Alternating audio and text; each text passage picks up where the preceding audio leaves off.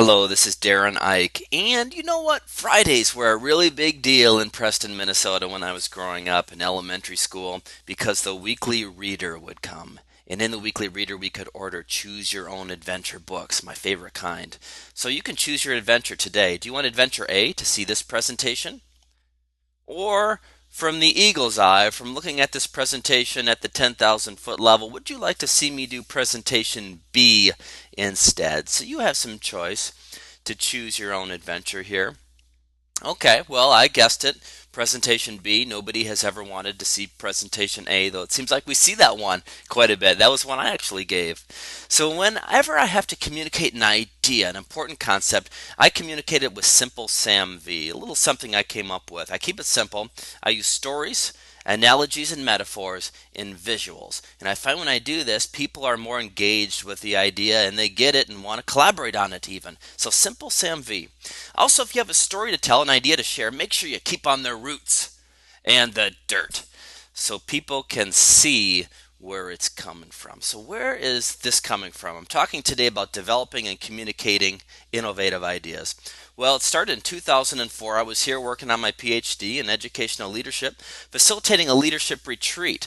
And at that retreat, a student named Anand Chatpar had created a vision for something he wanted to do that was big, and that was connect the idea generators of the world with the idea implementers. He saw younger people as being the ones that could come up with a lot of the innovative ideas, but needed experienced people to implement them. So we created this thing called Brain Reactions, recruited and trained the most creative college students from UW, did projects for Procter and Gamble and the United Nations, even put on an innovation trip, a tour of the best of American innovation. We brought executives to Boston, to Harvard, to MIT, flew them to Silicon Valley, to Stanford, to IDEO, to show them the best of American innovation. So this is where I got passionate about a lot of these things, trying to help organizations and people come up with breakthrough ideas, to innovate, to do disruptive innovations, change the way things were before for the better. Just like with LASIK eye surgery, I no longer need my contacts or glasses. So the first start is coming up with a lot of raw materials, a lot of ideas. And when I was in middle school, I wanted to be cool.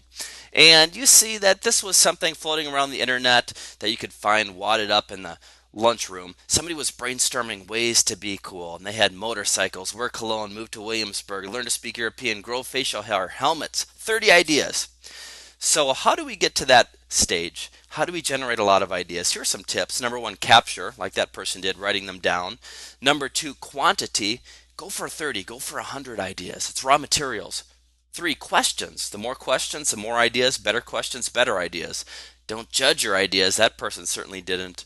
And this one, use idea generation tools. I think this is what's innovative about this process. It's like using a tool is like looking at your problem or your challenge through a different set of lenses. It's like maybe taking a Swiss Army knife out and using something specific that will help you come up with the kinds of ideas that you need, right?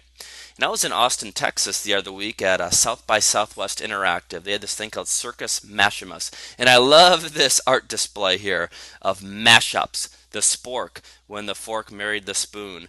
And then also there are other ones there that were fascinating to me, such as the El Camino when car meets truck, or the mermaid, fish and woman combine.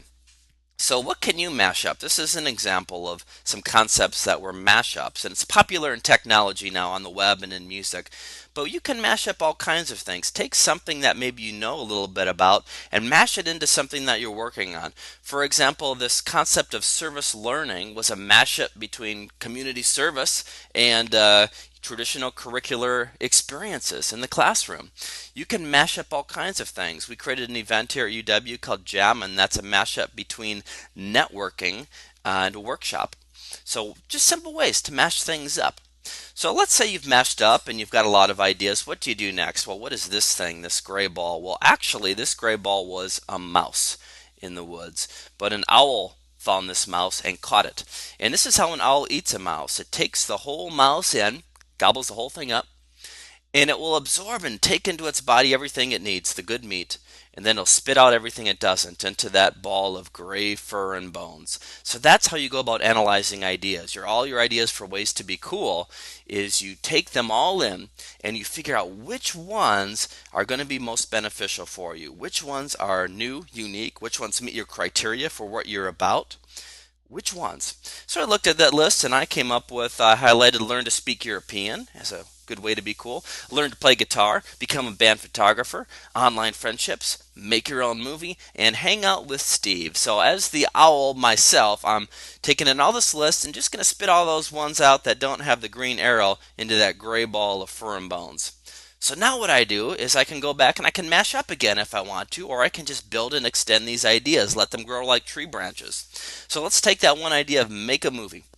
Oh, okay, well, you can make a documentary about Steve. That's a mashup. And then you can share that documentary online Facebook with your friends. That's another mashup. So to be able to get a breakthrough idea, something like the iPod, that's an innovation over the CD, you need to go through this process of looking at your ideas like raw materials that you're mashing up, you're building, you're extending, you're branching out, you're building. You're going through this process to be able to do that. But the most important thing is while we've had so many great ideas out there, but they didn't go anywhere because people didn't get them. They weren't engaged with, inspired by them. They weren't communicated to them like this with Simple Sam V by stories, analogies, metaphors, and visuals, and they weren't simple enough that the person got it and understood it. It might have been over their head. So when you do your innovation work, when you come up with a lot of ideas and then mash some of them up and build and extend them, think about communicating them around the campfire instead of around the conference room table, right? Tell those stories. Make it engaging.